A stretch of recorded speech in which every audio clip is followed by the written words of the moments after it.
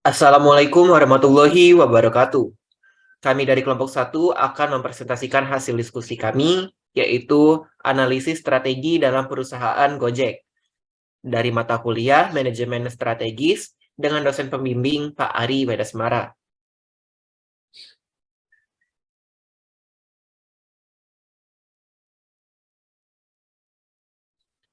Adapun anggota dari kelompok 1 yang tertera pada slide berikut ini.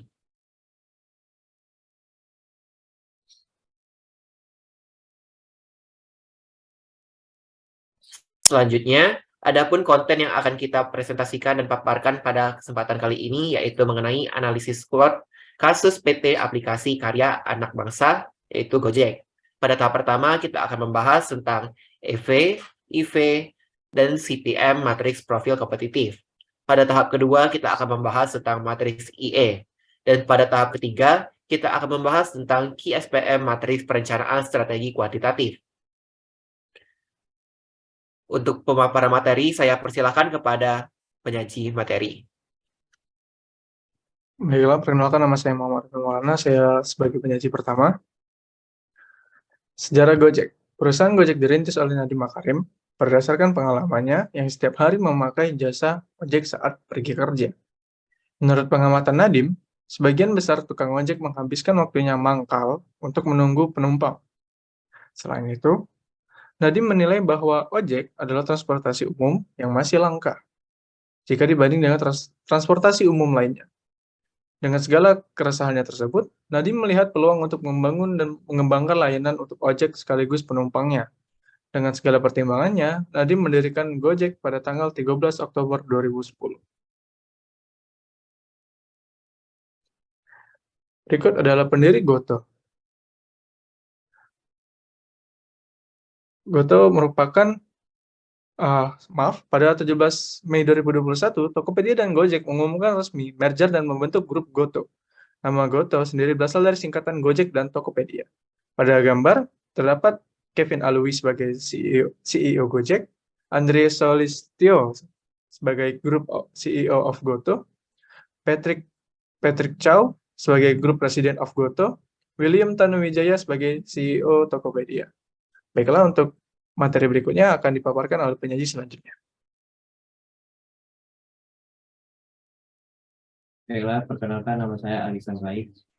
Untuk materi selanjutnya akan saya katakan. Untuk yang pertama yaitu tahap 1, Matrix Internal Factor Evaluation atau IFE. Tampil berikut. Hasil analisis matriks IFE menunjukkan total nilai tertimbang matriks IFE milik Gojek adalah sebesar 2,61. Artinya, Gojek sedikit aman secara internal. Akan tetapi, total rata-rata tertimbang tersebut masih mendekati angka 2,5, yang dapat diartikan perusahaan masih memiliki banyak kekuatan internal yang belum dimaksimalkan.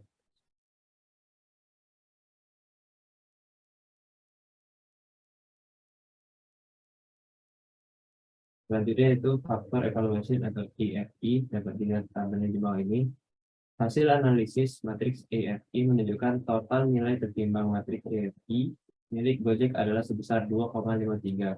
Artinya, respon perusahaan masih berada di atas rata-rata nilai tertimbang yang mengindikasi bahwa perusahaan mempunyai beberapa ancaman, namun Gojek belum dapat memanfaatkan banyak peluang yang ada. Materi selanjutnya akan dibacakan oleh pemateri. Baik, perkenalkan saya Atala SP Imran. Materi berikutnya adalah tahap 1 Competitive Profile Matrix atau CPM. Berikut adalah tabelnya. Hasil dari matriks profil kompetitif CPM menunjukkan urutan nilai dari yang tertinggi adalah Gojek 3,72, Grab 2,84, dan Uber 2,54.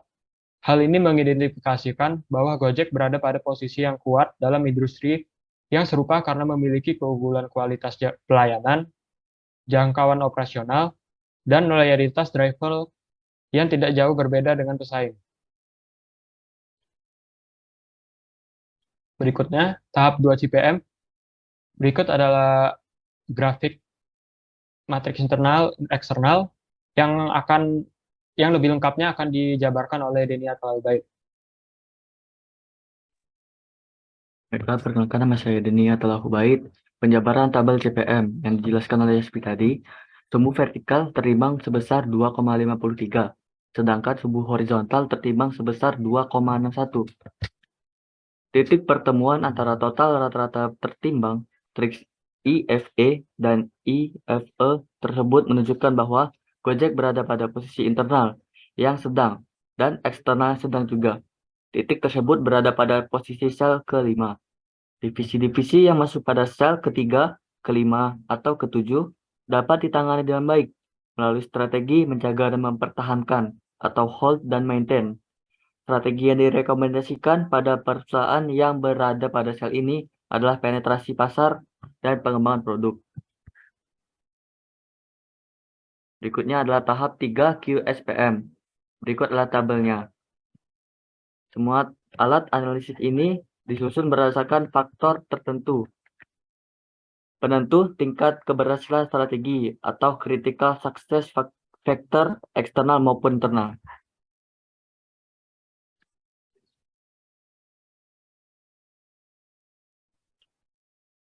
Baik, saya Fahmi Akbar akan melanjutkan pemaparan materi berikutnya, yaitu penjabaran tabel QSPM. Dari analisa QSPM tersebut, alternatif strategi yang memiliki total TAS lebih tinggi akan direkomendasikan sebagai strategi yang dipilih. Berdasarkan analisis QSPM, diketahui total TAS pada strategi penetrasi pasar adalah 5,83, sedangkan untuk pengembangan produk adalah 5,08. Untuk itu, Gojek disarankan menerapkan alternatif strategi 1, yaitu penetrasi pasar guna memenangkan persaingan dengan Uber dan Grab. Lalu berikutnya adalah upaya. Dari analisa tersebut, dapat beberapa upaya yang dapat kita lakukan. Yaitu yang pertama, memperkuat brand image dengan melakukan promosi dan kampanye secara berkala. Yang kedua adalah melakukan kajian ulang terhadap harga dan memberikan promo-promo yang dapat menarik customer. Dan yang ketiga adalah melakukan perbaikan terhadap sistem aplikasi yang sudah ada agar menjadi lebih baik lagi. Dan yang keempat adalah menjaga kualitas dan melakukan inovasi terhadap layanan yang sudah ada. Selanjutnya, saya persilakan kepada penyaji berikutnya. Baik, saya Gabriel Liviano akan melanjutkan materi yang selanjutnya, yaitu adalah strategi yang dieksekusi Gojek. Jadi pada era pandemi COVID-19, perusahaan Gojek dan Tokopedia berkolaborasi dan berinovatif dengan melakukan tindakan merger menjadi GoTo. Hal tersebut merupakan langkah strategi komunikasi perusahaan. Merger adalah strategi yang menggabungkan dua perusahaan dan terjadi ketika dua bisnis bergabung atau bergabung ke satu perusahaan tunggal dengan nama baru.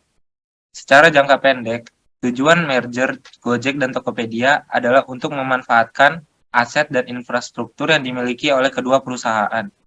Gojek berani untuk mengambil resiko dengan kolaborasi bersama Tokopedia. Potensi resiko yang akan muncul di masa depan di manajemen dengan iterasi, mendengarkan feedback dari konsumen, dan terus belajar hal baru. Next.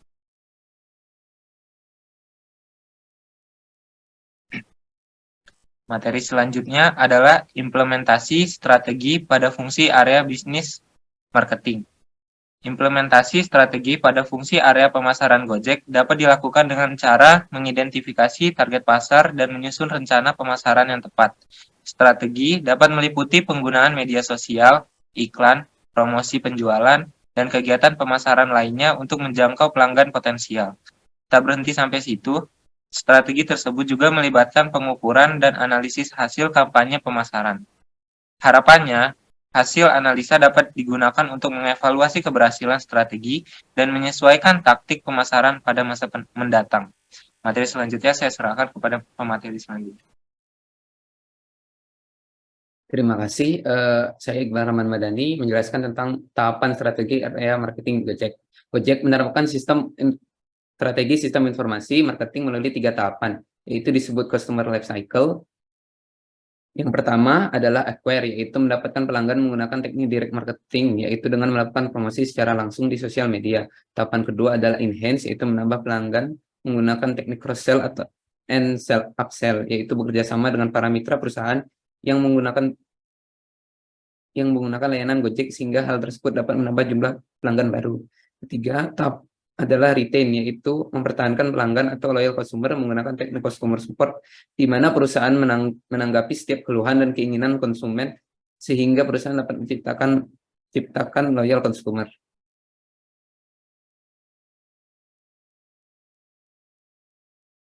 Implementasi strategi pada fungsi area bisnis finance. Implementasi strategi dalam fungsi keuangan dan akuntansi Gojek melibatkan pengelolaan keuangan yang efisien dan efektif dengan memperhatikan rencana anggaran dan kebijakan keuangan yang telah ditetapkan. Hal ini meliputi pengelolaan arus kas, pengembangan proyeksi keuangan, dan pengelolaan risiko keuangan.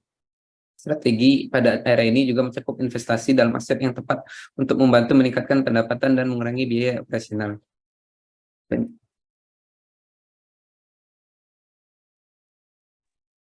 Perkenalkan, saya Mahendra Alvines. Saya akan memaparkan sistem finansial akuntansi dari Gojek. Sistem akuntansi dari Gojek tersusun dari fasilitas order processing, yaitu fasilitas yang memungkinkan untuk konsumen melakukan pemesanan jasa. Lalu, data yang telah diperoleh dari formulir tertera akan menentukan jumlah dari pembayaran. Jumlah pembayaran tersebut akan masuk ke dalam fasilitas billing yang kemudian akan dibukukan menjadi general ledger. Lalu implementasi strategi pada fungsi area bisnis, resource, dan development. Implementasi strategi dalam fungsi ini melibatkan pengembangan produk dan inovasi baru dengan memperhatikan kebutuhan dan keinginan dari pelanggan. Strategi ini meliputi pengembangan prototipe, uji coba produk, dan pengembangan teknologi baru yang dapat membantu perusahaan menjadi lebih inovatif dan juga kompetitif. Gojek juga harus merancang analisa pasar dan persaingan untuk mengidentifikasi peluang baru dan meningkatkan posisi pasar. Ya, persilakan kepada para penyaji selanjutnya. Baiklah, terima kasih. Perkenalkan, saya Michael Jonathan. Di sini saya akan menjelaskan tentang R&D pada Gojek. Gojek memiliki pusat R&D di Jakarta, India, dan Singapura. Pusat R&D ini dimanfaatkan oleh Gojek untuk mendapatkan engineer kelas dunia, juga memberikan peluang talenta lokal untuk belajar lebih banyak. Secara keseluruhan, ketika basis pengembangan dan penelitian itu mempekerjakan lebih dari 150 engineer TI. Selanjutnya, implementasi strategi pada fungsi area bisnis MIS. Implementasi strategi dalam fungsi manajemen information system melibatkan pengelolaan teknologi informasi untuk mendukung pengambilan keputusan bisnis. Strategi dapat meliputi pengembangan dan implementasi sistem informasi baru seperti ERP atau Enterprise Resource Planning, SCM, Supply Chain Management, dan CRM, Customer Relation Management, untuk membantu meningkatkan efisiensi dan efektivitas operasi bisnis.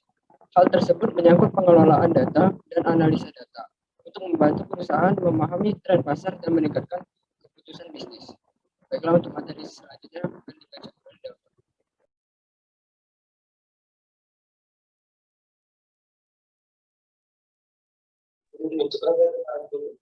Delva.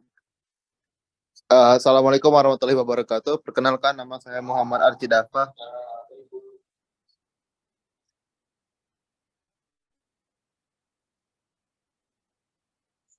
Baik, di sini saya akan menjelaskan tentang ERP, SCM, dan CRM Gojek. 1. ERP. Gojek menggunakan software yang diintegrasi dari aplikasi yang digunakan oleh seluruh konsumen dan driver yang terhubung dalam satu sistem komputer yang dapat memenuhi semua kebutuhan perusahaan.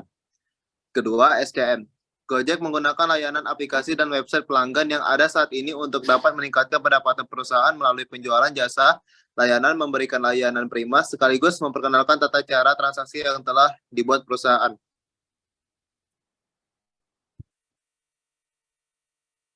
Dan yang ketiga, CRM, Supply Chain Management, yang dilakukan Gojek merupakan suatu konsep manajemen di mana perusahaan memanfaatkan teknologi internet untuk mengintegrasikan seluruh mitra kerja perusahaan, baik pada driver, konsumen, dan juga stakeholder yang berhubungan dalam kegiatan transaksi.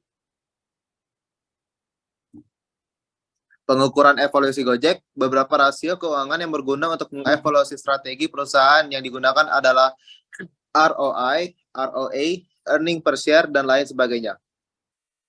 Untuk materi selanjutnya akan dijelaskan oleh Muhammad Iksan Farel.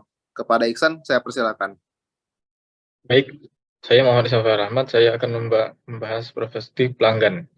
Perspektif pelanggan, kepuasan pelanggan dapat dilihat dari review aplikasi Gojek. Secara keseluruhan, Gojek mendapat rating 4,4 dari 5.370.677 suara pada 16 April 2023. Beberapa kata kunci dalam ulasan pengguna Gojek antara lain seperti helpful, easy to use, good service, cheap price, and nice UI UX. Kata kunci ini selebihnya dapat menjadi pertimbangan bagi Gojek untuk meningkatkan performanya. Baik, selanjutnya akan dipaparkan oleh Muhammad Karim Syalubis. Baik, saya Muhammad Karim Syalubis akan membahas tentang earning per share Gojek. EPS adalah keuntungan perusahaan yang dialokasikan untuk setiap lembar saham biasa yang beredar. EPS merupakan sebuah indikator penilaian tingkat profitabilitas perusahaan. Semakin tinggi nilai EPS, makin baik perusahaan tersebut menghasilkan laba per lembar sahamnya. Saya berikan kepada pemateri.